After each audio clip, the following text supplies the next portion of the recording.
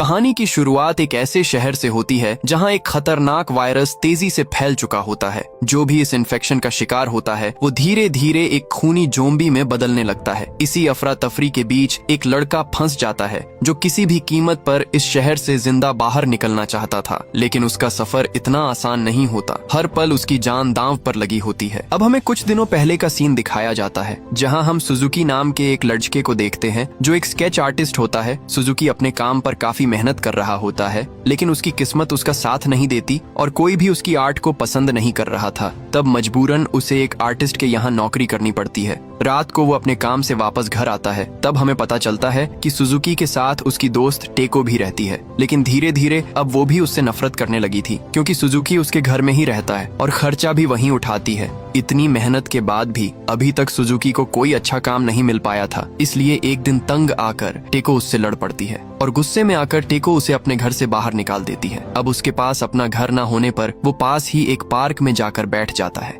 बेचारा अपने दिल के सुकून के लिए एक किताब पढ़ने लगता है। उसके पास ही एक आदमी बैठा होता है जो दर्द से तड़प रहा था, लेकिन सुजुकी उस पर ज्यादा ध्यान नहीं देता। अगली सुबह सुजुकी सीधा अपने ऑफिस में आता है। इसी दौरान न्यूज में बताया जा रहा था कि कल रात ही पूरे शहर में एक खतरनाक वायरस फैल चुका है। जो लोग भी इस वायरस का शिकार हो रहे हैं वो एक बेरहम ज़ोंबी में बदलते जा रहे हैं और एक दूसरे को बेरहमी से काट कर मार रहे हैं। अब तक 4 लोग इसकी चपेट में आ चुके हैं। इसी दौरान उनकी एक कोलीग की तबीयत बिगड़ने लगती है, जिसकी वजह से वो ऑफिस से बाहर चली जाती है। सुजुकी को उसका दोस्त बताता है कि मेरे घर के पास ही एक घर है, वहाँ भी एक आदमी इस वायरस की चपेट में आ गया है और अभी तक उसका कोई पता नहीं कि वो कहाँ है। वो बातें कर ही रहे थे। इसी बीच उनका बॉस उनके पास आता है जो अजीब सी हरकतें करने लगता है। सभी उसकी तबीयत के बारे में पूछते हैं, लेकिन किसी को ये नहीं पता था कि उसकी आंखें पूरी तरह काली पड़ती जा रही हैं। अब न्यूज में बाहर निकलने से मना किया गया था, इसलिए सब वहीं पर सो जाते हैं। रात को सुजुकी को उसकी दोस्त की कॉल आती है। कॉल पर टेको उसे बताती है कि कल रात जो भी हुआ मैं उसकी माफी मांगती हूँ। मैंने जज्बात में आकर तुम्हें बहुत कुछ उल्टा बोल दिया। सुजुकी फोन पर टेको से बात कर ही रहा था, तभी उसे आसमान पर कई हेलीकॉप्टर उड़ते हुए दिखाई देते हैं जो किसी खतरे की निशानी थी, लेकिन वो उन पर ज्यादा ध्यान नहीं देता। सुबह होते ही भागता हुआ वो तुरंत टेको के लिए उसका फेवरेट केक लेकर उसके घर पहुंच जाता है। वो दरवाजा खोलने की कोशिश करता है, लेकिन आगे से उसे कोई भी हलचल सुनाई नहीं देती। काफी देर तक इंतजार करने के बाद भी उसे कोई जवाब नहीं आता, इसलिए वो उसे कॉल करता है, लेकिन फिर भी उसे आगे से कोई भी जवाब नहीं मिलता। तब वो दरवाजे के छोटे छेद से अंदर झांकता है। अंदर टेको नींद में खूब सोई हुई थी। इसी दौरान वो अचानक उठ जाती है।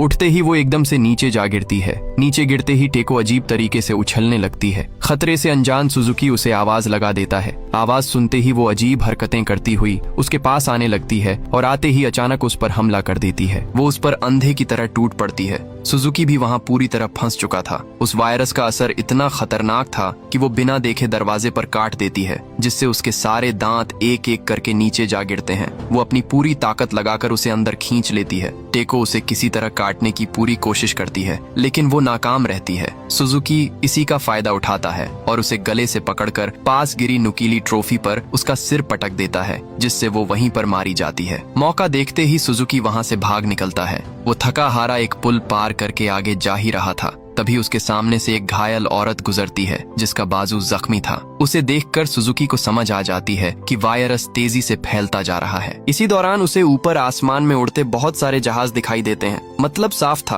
कि वायरस पूरे शहर में फैल चुका है। जब सुजुकी अपने ऑफिस पहुंचा तब उसने देखा कि उसके दोस्त ने अपने हाथ में एक बेसबॉल बैट पकड़ा हुआ था और उसके पूरे शरीर पर खून फैला हुआ था क्योंकि उसने अपने एक इन्फेक्टेड दोस्त को मार दिया था। तभी उसके सामने उसका बॉस आ जाता है जो पूरी तरह उस वायरस से इन्फेक्टेड हो चुका था, इससे पहले कि वो उन पर हमला करता। मौका देखते ही सुजुकी का दोस्त उसे वहीं पर ढेर कर डालता है। अब सुजुकी का दिमाग पूरी तरह घूम चुका था कि आखिर वो जहां भी जाता है वहां कोई ना कोई आफत उसके सामने आ ही जाती है। उसका दोस्त उससे कहता है कि पूरे शहर में वायरस फैल चुका है, अगर कोई इन्फेक्टेड किसी को काट ले तो वो भी कुछ ही मिनटों में ज़ोंबी बन जाता है। ये सुनकर सुजुकी के पैरों तले जमीन ही खिसक जाती है क्योंकि उसके हाथ पर भी टेको ने काट लिया था। लेकिन सुजुकी हैरान इसीलिए हो जाता है कि अभी तक वो ज़ोंबी नहीं बना था क्योंकि उसके साथ हाथापाई में टेको के सब दांत पहले ही टूट कर गिर गए थे, इसीलिए उसके काटने के बाद भी अभी तक वो इन्फेक्टेड नहीं हुआ। लेकिन तभी अचानक उसका दोस्त भी ज़ोंबी में बदलने लगता है क्योंकि मारते समय उसके बॉस ने उसकी टांग पर काट लिया था। इससे पहले कि वो पूरी तरह जोम्बी बनता, वो जल्दी से छुरी लेकर अपना गला काट देता है ताकि उसकी वजह से कोई और जोम्बी ना बने। ये देखकर सुजुकी वहाँ से भाग निकलता है। जैसे ही वो बाहर आता है तो बाहर के बिगड़े हुए हालात को देखकर उसके रोंगटे खड़े हो जाते हैं, क्योंकि बाहर सड़क पर सब लोग अपनी जान बचाकर इधर उधर भाग रहे थे। सब जोम्बी एक दूसरे की जान के दुश्मन बने हुए थे। सुजुकी को अब कुछ भी समझ नहीं आता कि आखिर वो जाए तो जाए कहाँ। अब वहाँ वो पूरी तरह उन जोम्बियों के बीच फंस चुका था। तभी सुजुकी को एक पुलिस वाला दिखाई देता है। वो उससे मदद मांगता है, लेकिन आगे से उल्टा वो पुलिस वाला उस पर हमला कर देता है, क्योंकि वो भी जोम्बी बन चुका था। सुजुकी वहाँ से जान बचाकर भागता है, लेकिन कुछ ही आगे आने पर जब उसने सामने देखा तो लोगों की भीड़, मतलब पूरा शहर अपनी जान बचाकर भागता हुआ आ रहा होता है। ये देखकर वो उल्टे पैर ही वहाँ से वापस भाग निकलता है। अब उसके सामने चारों तरफ जोम्बी के अलावा कुछ नहीं था। उसकी जान अब दांव पर लग चुकी थी।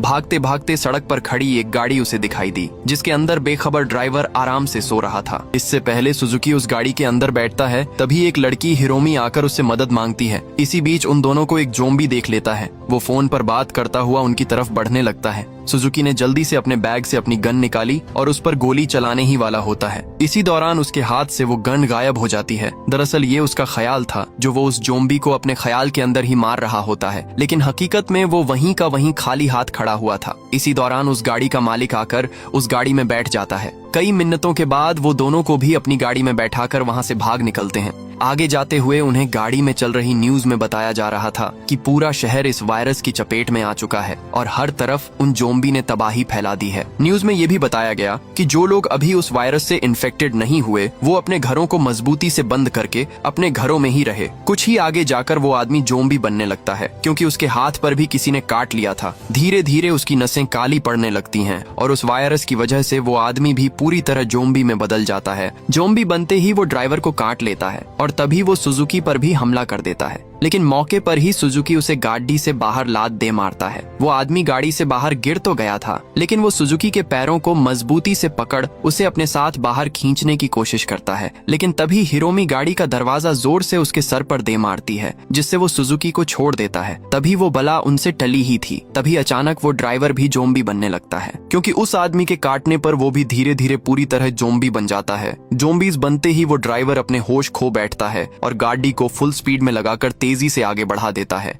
गाड़ी उनके कंट्रोल से बाहर हो चुकी थी, इसलिए जल्दी से वो दोनों अपना सीट बेल्ट बांध लेते हैं। वो ड्राइवर उन पर हमला करने की कोशिश करता है, लेकिन इससे पहले कि वो उन्हें काट कर इन्फेक्ट करता, तभी उनकी गाड़ी जाकर दूसरी गाड़ी से टकरा जाती है। टकराते ही वो गाड़ी पूरी तरह तबाह हो जाती है, लेकिन खुशकिस्मती से उस हादसे में उन दोनों की जान बच गई थी। जब वो दोनों उठकर अपने सामने देखते हैं तो वहाँ पूरा शहर तबाह और बर्बाद हो चुका था। सब गाड़ियां एक दूसरे से टकरा कर टूट फूट चुकी थीं। थोड़ी देर बाद उन्हें मोबाइल में चलती हुई न्यूज में बताया गया कि पूरा शहर वायरस से तबाह होता जा रहा है। पूरा शहर जोम्बी से भर चुका है। जो कोई भी इन्फेक्टेड हो रहा है वो जोम्बीज में बदलता जा रहा है, और जोम्बी बनते ही वो इंसान अपने होश और हवास खो बैठता है और सिर्फ अपनी भूख के पीछे भाग पड्डी बेचता है। लेकिन उनकी भूख सिर्फ एक दूसरे को काटने से ही पूरी होती है। साथ ही उन्हें पता चलता है कि कुछ ही दूरी पर एक पहाड़ी माउंट फूजी है, जहां इस जानलेवा वायरस से बचने के लिए गवर्नमेंट ने कैंप लगाया है, और जब तक इस वायरस का इलाज ढूंढ नहीं लिया जाता तब तक बचे हुए लोग उस कैंप में ही रहेंगे। जाते जाते उन्हें काफी रात हो जाती है, इसलिए वो एक घर पर रुककर खाना खाकर अपनी भूख मिटा लेते हैं। सुबह होते ही सुजुकी हिरोमी को सोते हुए देखता है, लेकिन तभी उसकी नजर उसके गले पर लगे निशान पर पड़ती है, जो ठीक वैसा ही था जैसा जोम्बी के काटने का होता है। इसलिए तुरंत वो उसे जोम्बी समझकर उस पर अपनी गन तान देता है, लेकिन आगे से हिरोमी उसे बताती है कि ये एक बच्चे के काटने का निशान है, जो मुझे बच्चे ने जोम्बी वायरस फैलने से 2 दिन पहले काटा था। इसलिए सुजुकी उस पर अंधा यकीन कर लेता है और वो दोनों उसी पहाड़ी की तरफ निकल पड़ते हैं। थोड़ा ही आगे जाने पर हिरोमी उससे कहती है कि अब तुम्हें मुझे अकेला छोड़कर आगे जाना होगा, क्योंकि मैं किसी भी समय जोम्बी बन सकती हूँ और मैं नहीं चाहती कि मेरी वजह से तुम्हें कुछ हो। हिरोमी उसे अपना फोन देती है ताकि किसी भी इमरजेंसी में वो रेस्क्यू टीम को अपने पास बुला सके। तभी अचानक वो जोम्बी में बदलने लगती है, जिसे देखकर सुजुकी तुरंत वहाँ से भाग निकलता है। थोड़ा आगे आने पर उसे दूर खड़ा एक आदमी दिखाई देता है। जैसे ही वो उसके पास आया तो वो वो एक जोम्बी था। वो जोम्बी उस पर हमला कर देता है। अब इससे पहले वो जोम्बी उसे मार डालता, तभी वहाँ हिरोमी आ जाती है। अब जिसका चेहरा आधा इंसान और आधा जोम्बी बन चुका था, वो उस जोम्बी को एक ही पंच में नीचे गिरा देती है, यहाँ तक कि हिरोमी उसके टुकड़े टुकड़े कर डालती है। अब धीरे धीरे हिरोमी सुजुकी की तरफ बढ़ती है, जिसे देखकर सुजुकी के रोंगटे खड़े हो जाते हैं। उसे लगा कि उसकी जान तो गई, लेकिन तभी वो उसे अपना हाथ आगे करके उसे उठा देती है। मतलब अभी भी वो पूरी तरह जोम्बी नहीं बनी, उसके अंदर अभी भी इंसानियत थी, इसलिए वो उसे कोई नुकसान नहीं पहुंचाती। इसके बाद हम उन दोनों को घने जंगल के बीचों बीच एक कबाड़े के पास बैठा हुआ देखते हैं, जहां सुजुकी खाने की तलाश कर रहा होता है। सुजुकी वो खाना हिरोमी को खिलाने की कोशिश करता है, लेकिन आधी बन चुकी जोम्बी को कुछ भी समझ नहीं आ रहा होता। कई मिनटों के बाद जैसे तैसे करके सुजुकी उसे खाने के लिए मना लेता है, लेकिन हिरोमी वो खाना एक जानवर की तरह खाने लगती है, क्योंकि अभी तक जोम्बी का असर उससे उतरा नहीं था। सुजुकी की खुशकिस्मती ये थी कि हिरोमी अभी भी खुद को कंट्रोल कर रही थी। इसके बाद अब फिर से वो दोनों उसी पहाड़ी की तरफ बढ़ने लगते हैं। दोनों माउंट फौजी की तरफ बढ़ते रहते हैं और इस सफर में कई दिन बीत जाते हैं। सुजुकी की हालत काफी खराब हो चुकी थी, दाढ़ी बढ़ जाती है, जिस्म थक चुका था, लेकिन फिर भी वो हिरोमी को संभालकर आगे बढ़ता रहता है। बढ़ते हुए रास्ते में उसे एक शॉपिंग कार्ट मिलती है, जिसे देखकर वो समझ जाता है कि वो पहाड़ी यहाँ से थोड़ी ही दूर होगी। वो उस कार्ट में से अपने लिए कुछ खाना ढूंढता है, लेकिन उसे वहाँ कुछ भी नहीं मिलता। वो हिरोमी को उस कार्ट में बिठाकर सफर जारी रखता है। इतनी मुश्किल के बाद और कई दिनों तक भूखा रहने के बाद भी अभी तक वो अपनी हिम्मत नहीं हारा। कई मशक्कत के बाद पास ही वो फौजी आउटलेट पार्क तक पहुंच जाता है। पहुंचते ही उसके सामने किसी इंसान का नामो निशान तक नहीं था, बस उसके सामने जोम्बी के हाथों मारे गए जले सड़े लोग ही पड़े थे। वहां आते ही सुजुकी शॉप के अंदर अपनी बिगड़ी हालत बदलने के लिए कुछ कपड़े देख ही रहा होता है। तभी अचानक एक आदमी उसके सामने आ जाता है, जो अब इंसान नहीं एक जोम्बी बन चुका था। वो आते ही बिना देरी किए उस पर झपट्टा मार देता है। उसकी मदद के लिए वहाँ सिर्फ हिरोमी ही थी, जो उस वक्त गहरी नींद में होती है, लेकिन उसी वक्त रोमा नाम की एक लड़की वहां आकर उसकी जान बचा लेती है। वो अकेली नहीं होती, उसके साथ कुछ और भी लोग होते हैं। दरअसल ये सब लोग इसी बिल्डिंग के डेक पर रह रहे होते हैं, जहां तक जोम्बी आसानी से नहीं पहुंच सकते थे। इसी दौरान उनका साथी उन्हें इशारा करता है कि सब जोम्बी हमारी तरफ बढ़ रहे हैं। अब यहाँ ये लोग अपने दो ग्रुप बना लेते हैं। एक ग्रुप उन सब जोम्बी का ध्यान भटकाएगा और दूसरा ग्रुप भागकर खाने के लिए कुछ सामान लेकर आएगा। पहला ग्रुप वहाँ से भागकर आगे की तरफ बढ़ता है, लेकिन कुछ ही आगे आकर वो सब जोम्बी उन पर टूट पड़ते हैं, लेकिन किसी तरह करके वो सभी उन्हें वहीं पर ढेर करते जा रहे थे। इससे पहले और भी जोम्बी उन पर हमला करते, तभी पीछे से उन सब का ध्यान दूसरा ग्रुप भटका देता है। वो सब लोग बर्तन बजाकर उनका ध्यान अपनी तरफ खींच लेते हैं। वो सब जोम्बी उन्हें छोड़कर दूसरी तरफ भाग जाते हैं। इसी का फायदा उठाकर बाकी लोग पीछे से स्टोर की तरफ आ जाते हैं। सब वहाँ से खाना रस्सियों से बांधकर ऊपर बिल्डिंग की छत पर ले जाने लगते हैं। और ये सब लोग बचे भी इसीलिए हुए थे क्योंकि उस बिल्डिंग की सीढ़ियों के साथ जाल की एक बहुत ही बड़ी दीवार थी, जिसे पार करना उन जोम्बी के लिए नामुमकिन था। वो सब जैसे तैसे करके ऊपर छत तक पहुंच जाते हैं।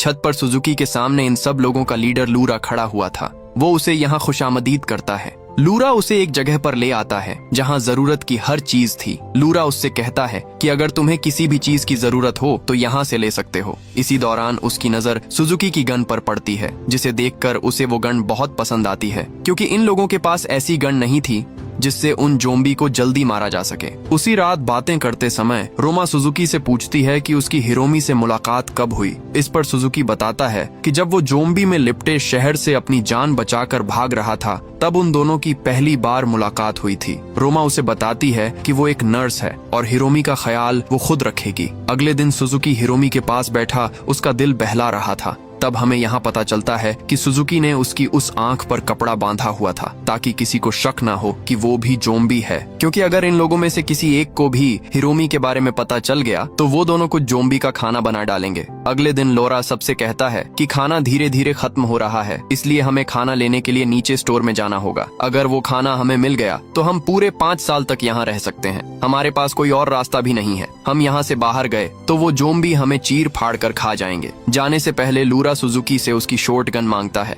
और कहता है कि मैं इस गन को सही से चला सकूंगा, मुझे ये गन चाहिए। लेकिन सुजुकी आगे से साफ साफ मना कर देता है। इस पर लूरा उसे धमकाने लगता है कि अगर उसने गन ना दी तो वो हिरोमी को उससे दूर कर देगा। इधर कुछ लोगों को हिरोमी पर शक होता है, इसलिए वो उसे जबरदस्ती बाहर ले जाने लगते हैं। रोमा उसे बचाने की कोशिश करती है, लेकिन वो सब उस पर भारी पड़ जाते हैं और उसे भी पकड़ लेते हैं। यहाँ सुजुकी भी गन देने से मना कर देता है और अपनी जान बचाकर वहाँ से बाहर भाग जाता है। जैसे ही वो बाहर आता है वहाँ उन लोगों ने हिरोमी को पकड़ रखा था। सुजुकी उन पर अपनी गन तान कर हिरोमी को छोड़ने के लिए कहता है, लेकिन लूरा भी उसकी बात को हल्का लेता है और अपनी क्रॉसबो उस पर तान देता है। इसी दौरान हिरोमी हलचल करने लगती है और अपना हाथ इतने जोर से दबा लेती है कि जिसने उसका हाथ पकड़ा था वो हिला भी नहीं पा रहा था। अब वहाँ सबके लिए खतरा बढ़ने वाला था। तभी हिरोमी अपनी ताकत दिखाती है। जिसने उसका हाथ पकड़ा हुआ था उसे जोर से जमीन पर पटक देती है। हिरोमी अब पूरी तरह जोम्बी में बदलने लगती है, जिसे देखकर सबको समझ आ जाता है कि हिरोमी भी जोम्बी है। सुजुकी लोरा को अपना क्रोसबो नीचे रखने के लिए कहता है, लेकिन वो उल्टा हिरोमी पर क्रोसबो चला देता है। क्रोसबो लगते ही वो सीधा नीचे गिर जाती है, जिसे देखकर सुजुकी अपना होश खो बैठता है। इसी का फायदा उठाकर वो उससे गन छीन लेते हैं और उस पर लगातार लातों की बारिश कर देते हैं। उन लातों की वजह से उसकी तहस नहस हो जाती है। अब वहाँ बाकी लोग लूरा के खिलाफ हो जाते हैं, क्योंकि उसने हिरोमी पर बहुत जुल्म किया, जिसकी वजह से अब उसे लीडर से हटा दिया जाता है और उसकी जगह दूसरा लड़का सांगो उन सब का लीडर बन जाता है। इधर जब सुजुकी अपनी हिम्मत हार कर रोमा के पास आता है तब उसे हिरोमी टेंट के अंदर बेहोशी की हालत में पड़ी हुई दिखाई देती है, जो खुशकिस्मती से अभी भी जिंदा थी। रोमा उसे हिम्मत देकर कहती है कि फिक्र करने की कोई जरूरत नहीं, क्योंकि कुछ ही देर में हिरोमी को होश आ जाएगा। रोमा उससे कहती है कि हमें यहाँ से बाहर भागना होगा, क्योंकि अब ये लोग हमें जिंदा नहीं छोड़ेंगे। लेकिन आगे से सुजुकी रोते हुए बताता है कि कोई फायदा नहीं, अब हम यहाँ से कभी भी भाग नहीं पाएंगे, क्योंकि मेरी गन भी लूरा ने छीन ली है और अब हम गन के बिना यहाँ से बाहर नहीं जा पाएंगे। अगर हम गन के बिना बाहर गए तो बाहर घूमते दरिंदे जोम्बी हमें चीर फाड़ कर खा जाएंगे, और मैं नहीं चाहता कि मेरी वजह से हिरोमी मारी जाए। सुजुकी उससे कहता है कि अब तुम्हें हिरोमी का ख्याल रखना होगा, क्योंकि उसे बाकी लोगों के साथ स्टोर तक जाना होगा, और अगर वो नहीं गया तो वो सब उसे जोम्बी के बीच जिंदा लाश की तरह छोड़ देंगे।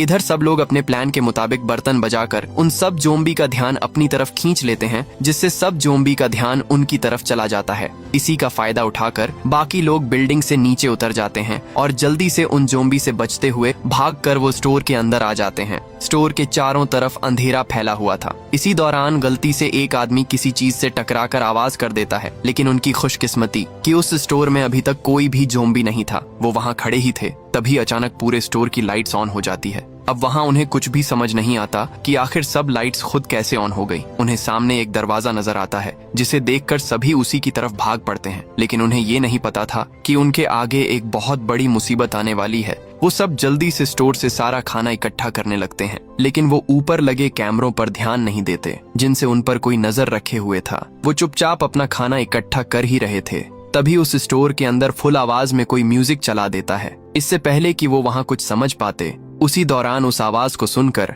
एक जोम्बी उन पर हमला कर देता है। वो जोम्बी एक आदमी को इन्फेक्टेड कर देता है, इसलिए वो लीडर उन दोनों को वहीं पर गोली मार डालता है, जिसे देखकर वो खुश होते हैं। लेकिन अभी भी खतरा टला नहीं था। सामने एक नहीं बल्कि बहुत सारे जोम्बी का झुंड उनकी तरफ ही बरछ रहा था। सब अपनी जान बचाकर वहां से भागकर स्टोर से बाहर आते हैं। वहां आते ही उनके सामने कई सारे जोम्बी उनकी तरफ बढ़ रहे होते हैं। वो सब अपनी जान बचाकर इधर उधर भाग रहे होते हैं, लेकिन जोम्बी की तादाद बहुत ज्यादा थी, जिससे वो सब उन्हें स्टोर के अंदर ही मारते जा रहे थे। लेकिन हकीकत तो ये थी कि अब तक जो कुछ भी हो रहा था, लाइट्स का अचानक ऑन हो जाना और अचानक म्यूजिक बजने लगना, ये सब कोई घटना नहीं थी, बल्कि ये एक जाल था जो पीछे कंट्रोल रूम में बैठा लूरा कर रहा था। दरअसल स्टोर के अंदर घुसते ही लूरा मौके पर बाकी सब दोस्तों से छुपकर कंट्रोल रूम में आ गया था। वहां आते ही उसने जानबूझकर म्यूजिक ऑन किया था, ताकि सब जोम्बी का ध्यान उनकी तरफ चला जाए और वो खुद गाड़ी लेकर वहां से भाग सके। इधर बाहर खड़े सब जोम्बी अंदर हलचल सुनकर स्टोर की तरफ बढ़ने लगते हैं। सब जोम्बी को अपनी तरफ आता देखकर सुजुकी एक अलमारी में छुप जाता है। वहीं दूसरी तरफ बिल्डिंग के नीचे एक अजीब सा जोम्बी घूम रहा था,